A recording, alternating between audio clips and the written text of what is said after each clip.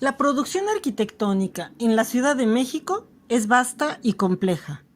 Durante el régimen porfirista de 1876 a 1910, tuvo un importante desarrollo debido al estado de paz que se empezó a disfrutar y al crecimiento económico generado por las entradas de capitales extranjeros.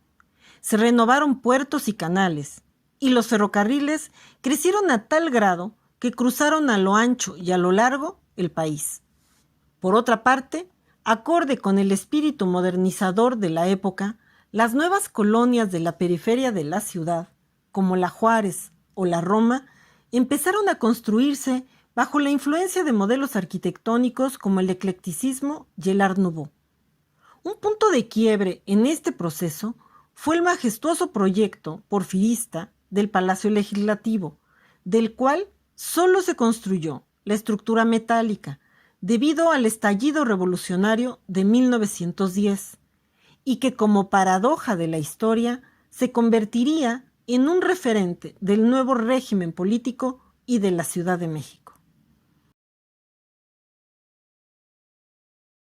Tras la finalización de la Revolución, una generación de arquitectos formados en la Academia de San Carlos, bajo las principales corrientes artísticas del siglo XIX, se encargaría de impulsar a la modernidad arquitectónica del Nuevo México.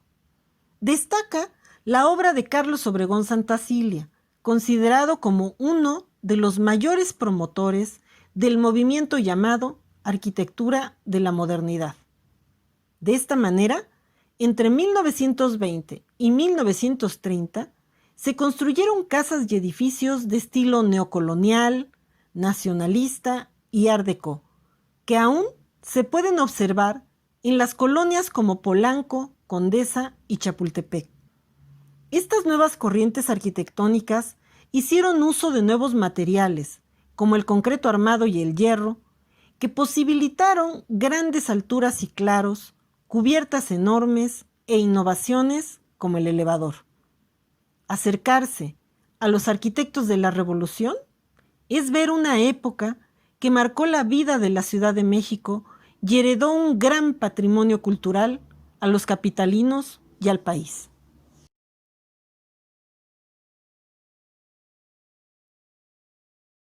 Arquitectura ecléctica.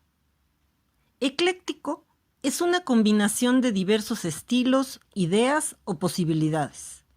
En arquitectura se define como una mezcla de elementos de diferentes estilos y épocas de la historia del arte que aparece en la segunda mitad del siglo XIX en Europa y luego se extiende en América. En inglés se le conoce como revival, siendo su principal característica la repetición de estilos antiguos. Aunque las raíces del eclecticismo están en la arquitectura historicista, este estilo trataba de romper con los esquemas rígidos de la academia, permitiendo mayor creatividad y libertad en el diseño. Además, utilizaba la ciencia y la técnica del momento. La arquitectura realizada durante el régimen de Porfirio Díaz, tanto la pública como la privada, se puede definir como ecléctica por antonomasia. En México, los arquitectos egresados de la Escuela Nacional de Bellas Artes realizaron varias obras relevantes, por ejemplo, el Templo de San Felipe de Jesús, de Emilio Dondé, el Templo de la Sagrada Familia, de Manuel Gorospe, y también está el caso del edificio de la Secretaría de Comunicaciones y Obras Públicas de Silvio Contri, arquitecto italiano que llegó a México a sus 36 años. Estas edificaciones tienen influencia del románico, del gótico, del renacentista, del barroco y del mudéjar, elementos con los cuales los arquitectos crearon un nuevo estilo, el ecléctico.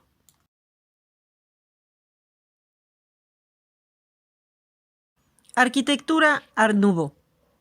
Este movimiento comenzó como una reacción contra el academicismo y el romanticismo, recibiendo diferentes nombres en Europa. Mientras que en Bélgica y Francia se le llamó Art Nouveau, nuevo arte, en Inglaterra se le conoció como Modern Style, estilo moderno. En Alemania, Johann Style, estilo joven. Y en España se le identificó generalmente como modernismo.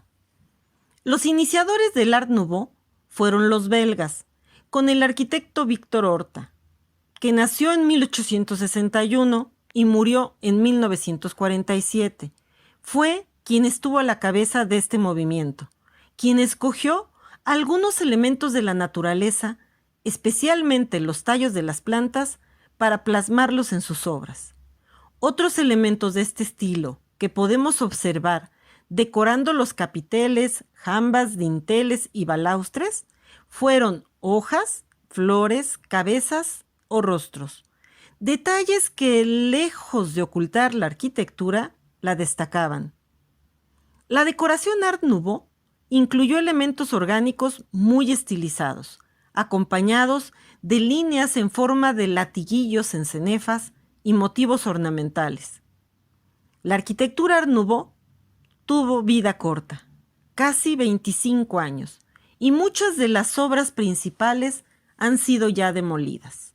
Las colonias de la ciudad que presentan un estilo por excelencia Art Nouveau son la Roma y la Juárez.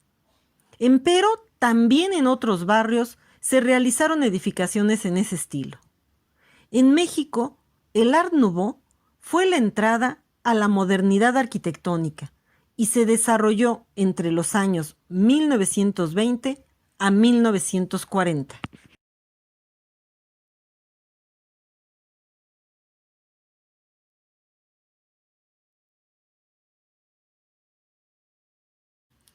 Arquitectura Art Deco.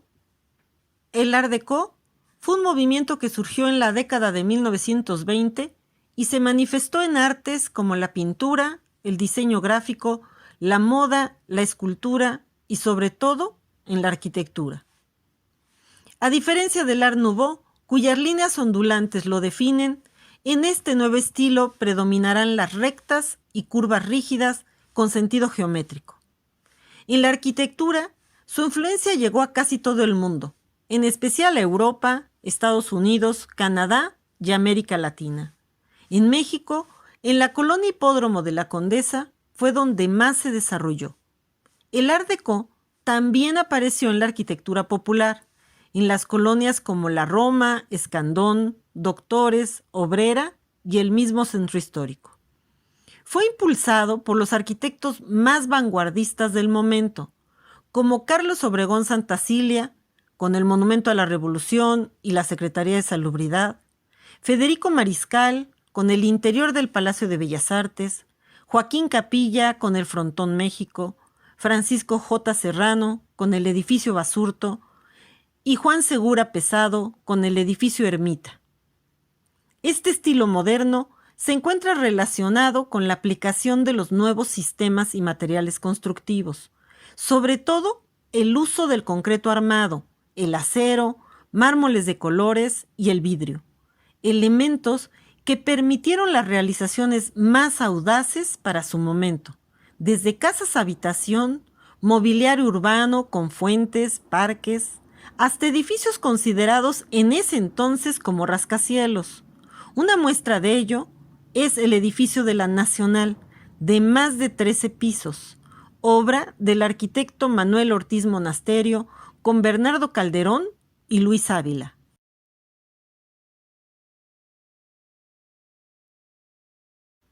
Arquitectura neocolonial. En las décadas de 1920 y 1930 se construyeron infinidad de obras en el hoy llamado estilo neocolonial, el cual es un estilo diferente a la arquitectura colonial californiana importada de Estados Unidos. En los nuevos barrios como Polanco, Condesa o Chapultepec, se edifican casas y villas en ese nuevo estilo casi hasta la década de 1940, como última manifestación de la ideología nacionalista revolucionaria. Fue José Vasconcelos quien impulsó el estilo neocolonial, sobre todo en los edificios escolares construidos por la Secretaría de Educación Pública. En la primera mitad del siglo XX se siguieron construyendo casas de estilo porfirista, a la francesa. En la segunda década, para romper con los modelos extranjeros, se multiplicaron los edificios de estilo neocolonial, los cuales estaban decorados con los materiales tradicionales de la ciudad barroca, como el tezontle usado en las fachadas y los ornamentos tallados en cantera para enmarcar los vanos. Destacan, entre otros, la obra de Rafael Goyeneche con el Hotel Majestic, ubicado en la Plaza de la Constitución, construido en 1925, y el Departamento del Distrito Federal de Federico Mariscal, también ubicado en la Plaza de la Constitución, construido en 1935.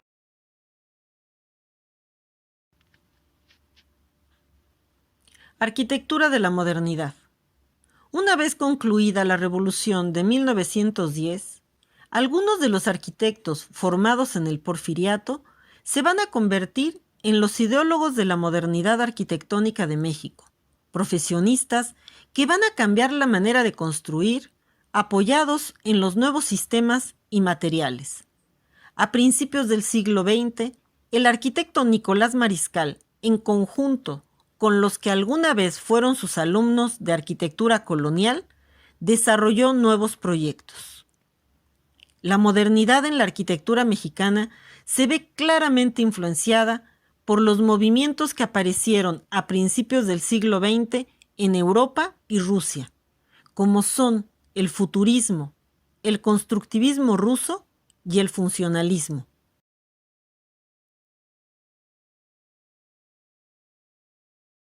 Arquitectura del nacionalismo. El nacionalismo en arquitectura se expresa primeramente en la adaptación de ornamentos y formas generales de lo prehispánico y novohispano, es decir, una variante de la actitud retro. No es raro encontrar obras estilo Luis XV y otras nacionalistas.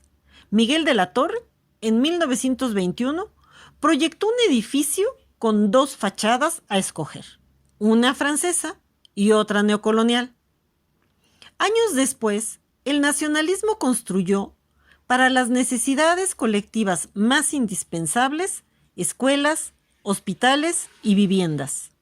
Manuel Ortiz Monasterio edifica una casa en la calle de Artes, hoy Antonio Caso, y un edificio de apartamentos en Vizcaínas número 12. Carlos Obregón Santacilia y Carlos Tarditi hacen el Pabellón de México y el Monumento a Cuauhtémoc para la Exposición de Río de Janeiro. Ángel Torres Torija construye el edificio Gaona para departamentos y Federico Mariscal los talleres Tostado, detrás del Templo de San Fernando.